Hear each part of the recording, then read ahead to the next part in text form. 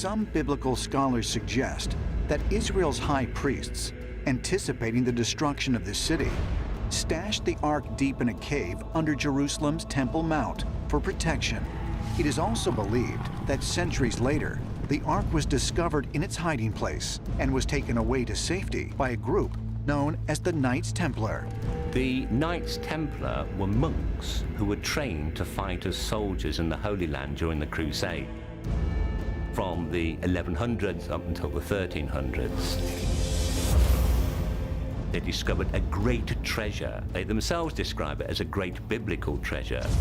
There are certainly legends throughout Europe, and specifically France, of where the Ark of the Covenant ended up. Some say it was buried beneath Chartres Cathedral in the crypt. Some say it was buried in the Languedoc region near Rennes-le-Château.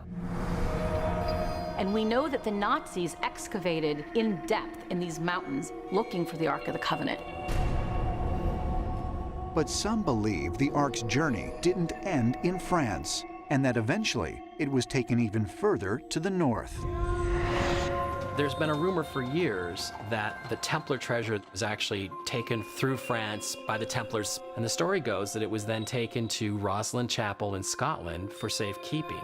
Or might it have been, as some ancient astronaut theorists suggest, taken far away to North America, where it was hidden deep underground and still lies buried? Perhaps, but there are those who believe that the Ark isn't hidden at all. They claim its whereabouts have been well known and well guarded for hundreds of years.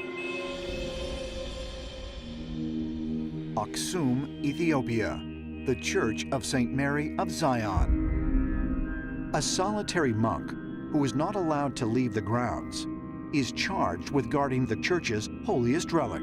It is a job he has devoted his life to, and one he will keep until his death. There's a cathedral there called the Cathedral of St. Mary of Zion.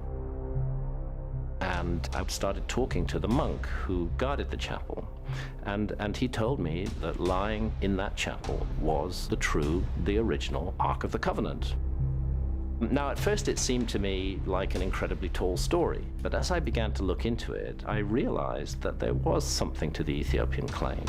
For example, why was there an ancient Jewish population in Ethiopia? It was like they were frozen in amber from an earlier time and caught in Ethiopia. And I got to know a succession of 3 different guardians of the Ark. Once appointed as guardian, they have a very short lifespan. They die very quickly. And one of them in particular pointed the issue of his eyes to me and the way that the cataracts were creeping over his eyes. And I said, what is causing that? And he said, it's the Ark of the Covenant that's causing that.